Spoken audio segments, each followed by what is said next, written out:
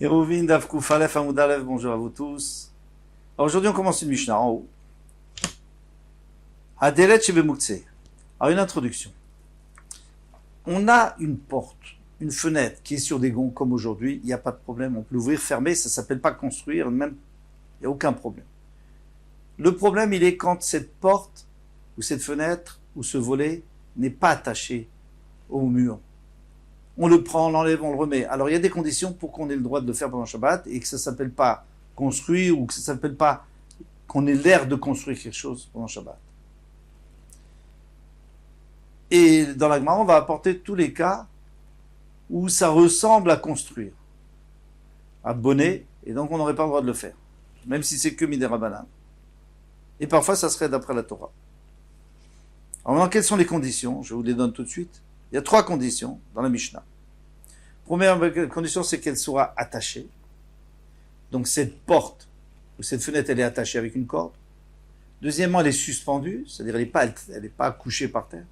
Troisièmement, il faut qu'elle soit, même le bas de la porte, il doit être levé, c'est-à-dire il faut vraiment qu'elle soit suspendue, totalement suspendue, elle ne traîne pas par terre. Parce que si on est obligé de la traîner par terre et la mettre, on a l'impression que tu construis. Alors on peut commencer. Adelet Shebemuktseh. La délette, la porte qui donne sur le Muktseh. Muktseh, comme son nom l'indique, Muktseh c'est quelque chose qu'on n'utilise pas beaucoup. C'est Muktseh parce qu'on n'utilise pas Shabbat. Alors ici, le Muktseh c'est derrière la maison. Devant la maison, on avait une cour dans laquelle on faisait tout. La lessive, le pain, tout on faisait devant. Mais derrière, c'était la réserve, on y allait de temps en temps. Alors, on mettait une porte. Cette porte, elle n'était pas sophistiquée, sur des bancs avec une serrure. C'était un morceau de bois, comme ça, comme une porte. On l'enlevait, et puis quand on partait, on la posait, on l'attachait peut-être avec une petite ficelle, et c'est tout. Donc cette porte-là, elle n'est pas très sophistiquée, comme j'ai dit. Vechadakim, chez Pirza, donc maintenant les rouleaux de ronces qu'on met dans des brèches, s'il y a une brèche dans la cour et qu'il y a des voleurs ou des bêtes qui peuvent rentrer, on coince là-bas des rouleaux de ronces et il n'y a personne qui voudra rentrer. Machatzalot, et ça tu les enlèves, est-ce que tu as le droit de les remettre pendant le Shabbat? Machatzalot, des nattes, en nolim bahem, on a le droit de fermer avec. Et là, imken givoy minaret, sauf si elles sont élevées de la terre. C'est-à-dire, elles ne touchent pas la terre. Donc, elles ont les 3 conditions. Elles doivent être attachées, sinon elles touchent la terre. Elles doivent être suspendues, parce que sinon elles touchent la terre. Et elles doivent être assez élevées pour qu'elles ne touchent pas la terre. Urminu. Alors ici, on va apporter quelque chose de contraire. Des lettres anigreret, une porte qui traîne par terre. Machatzelet anigreret. Ou alors une natte qu'on traîne par terre pour la mettre devant l'ouverture de la porte. Pour fermer l'entrée. Kankan anigrar. Kankan, c'est le bâton avec lequel on dirige le bœuf. On est derrière la charrue et on a un long bâton. Mais ce bâton, il est solide, on peut aussi l'utiliser comme barre de sécurité pour fermer la porte. Bisman shekshurim vetluim, s'ils sont attachés et suspendus, dans l'imbaim beshabbat, on a le droit de fermer pendant Shabbat. Vensachlement, Yom Tov, c'est pas la peine de dire Yom Tov. Bien que Yom Tov et Shabbat, il n'y a pas de différence pour l'union de bonnet de construire.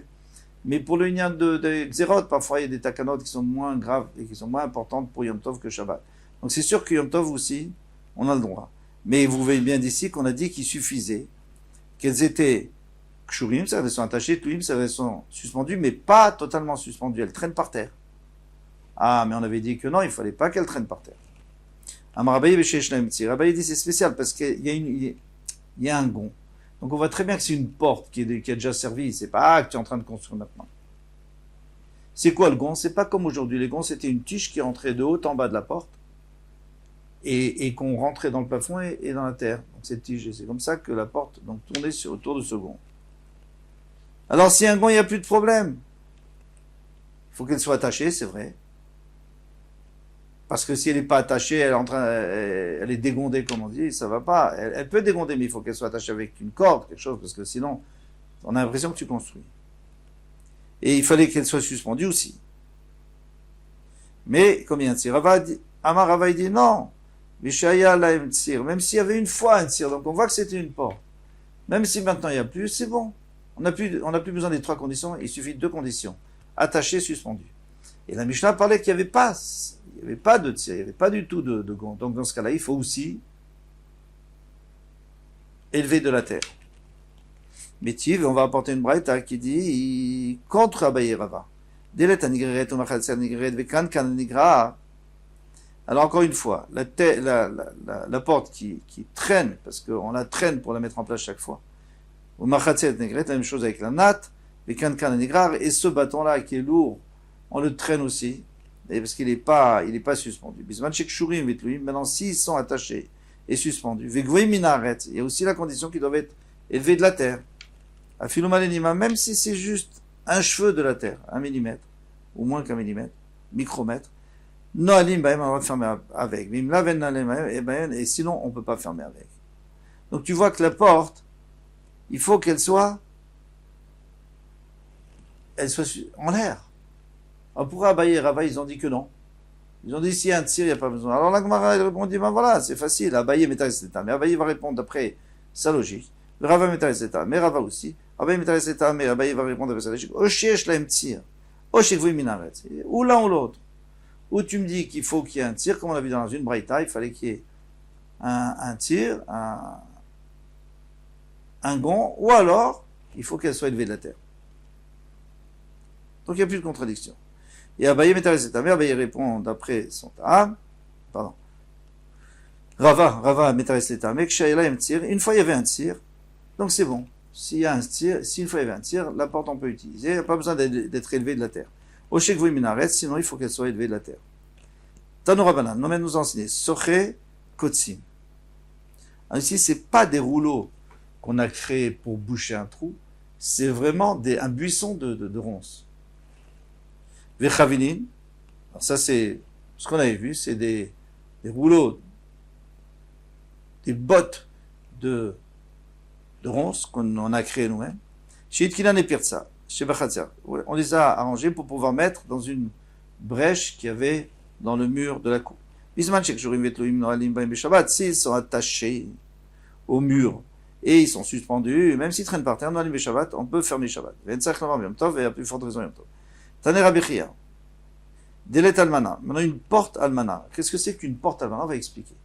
Une porte qui est veuve. C'est-à-dire quoi? C'est là le problème, cette porte. Anigreret, on la traîne.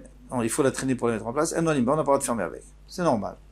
Echidami Delet Almana. Maintenant, quel est le cas exactement? Comment c'est? Il y en a qui disent des Khatshifa. Disent c'est une planche. Une planche. Alors quelqu'un qui te voit venir avec une planche, il a l'impression que tu es en train de construire. Il ne voit même pas que c'est une porte. Et normalement, les portes, elles étaient faites avec plusieurs planches. Les gashma. Qu'il n'y a pas de gashma. Gashma, c'est un genre de crochet. Moi, j'aurais dit une serrure, mais bon, c'est pas exactement comme ça.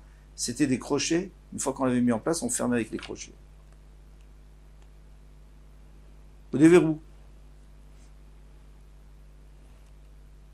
Donc si elle n'a pas ça, alors il y a un problème, ça s'appelle une délet almana, et à ce moment-là, il faut qu'elle soit, il faut pas qu'elle traîne. Donc c'est bien, ça va très bien avec ce qu'on avait dit, ça confirme ce qu'on avait dit. Parce que dans cette porte, elle n'a pas l'air d'une porte, il manque les gonds, il manque des choses. Mais s'il y avait des gonds, comme on avait dit à Abaye Rava, comme ils avaient dit, il y avait des gonds, il n'y a pas de problème. Ouais, on peut la traîner. Tant qu'elle est attachée. Elle est suspendue. Amar Raviuda, il va rajouter un din. Aïmé Dourta. Maintenant, on a fait un feu de camp. Alors, vous savez, les feux de camp, on fait comme une hutte, on met des bois l'un sur l'autre pour faire joli et on allume. Ça, on n'a pas le droit de faire pendant Yom Tov. Pourquoi? Parce qu'on construit. On a l'impression qu'il est en train de construire un foyer. Alors, qu'est-ce qu'on fait? Minmala lemata shari, minmata lemala asir. Si tu mets des bois et encore des bois en haut, tu n'as pas le droit parce que tu es en train de construire. Mais si tu mets d'abord, tu dis à quelqu'un, tiens-moi les bois en haut et moi je mets des bois en dessous, on a le droit. Parce qu'à ce moment-là, tu construis rien du tout. Les gens qui te voient, ils ne voient pas que tu es en train de construire. Maintenant, je mets un œuf sur un trépied. Alors, un petit trépied avec un feu en dessous, je mets un œuf. Donc maintenant, je fais un toit.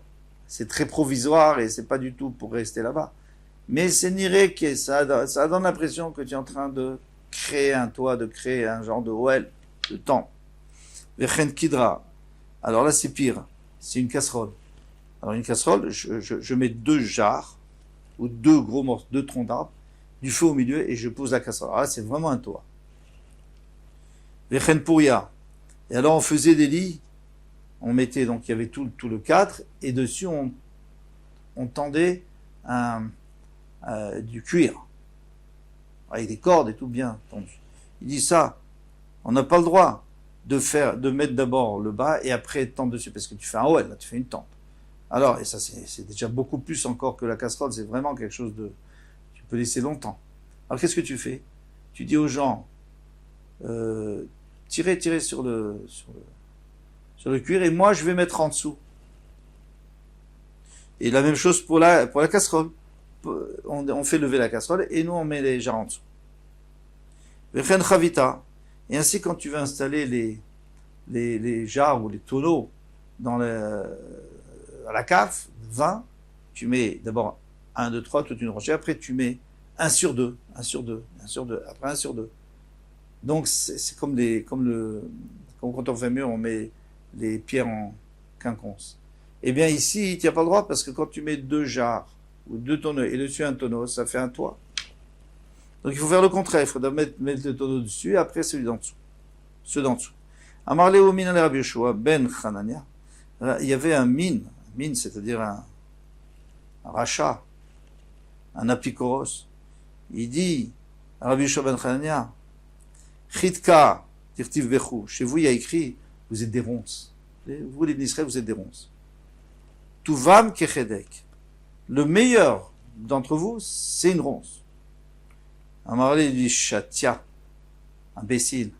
Chapil et s'est fait décrat. Descend à la fin du passage. Qu'est-ce qu'il dit? Dit-il qu'on est écrit, Yachar b'mesucha. Les droits des Béné Israël, des Juifs qui sont droits, c'est comme des ronces. Vela mai tuvam kechedek. Alors, qu'est-ce que c'est comme des ronces? Eh bien, kishem she'achadakim halalu maginim ala pirza. De la même manière que les ronces, elles permettent de fermer et d'empêcher les voleurs de rentrer dans la cour, quand on la met dans la brèche, eh bien, kartovim shibanu, magim alenu. Ainsi, les bons d'entre nous et les droits d'entre nous, ils nous protègent. Ils nous protègent du mal. Donc c'est pas du tout péjoratif. Pas comme il croyait le mine. Il n'avait pas compris celui-là. D'avoir à faire une autre explication. Tuvam ki chedek. Sheme chedek, il dit les bons juifs, eh bien, chedek, c'est-à-dire meadkim, ils collent, ils enfoncent cet arishaim des Geinam, au Geinam. Il les pousse comme ça. Shenemar, kumi vedushi batzion. Allez, lève-toi et piétine Batzion, la fille de Sion. Ki karner asim barzel. Tes cornes, je vais les faire en métal, ou par sotaïr, et tes pas, et tes pieds, asim nechusha. Ils seront en métal, en cuivre.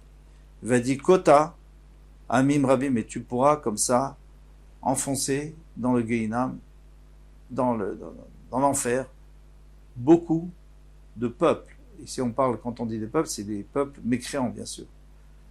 Donc voilà, on a compris que comment il fallait comprendre le Passouk. On va commencer la Mishnah.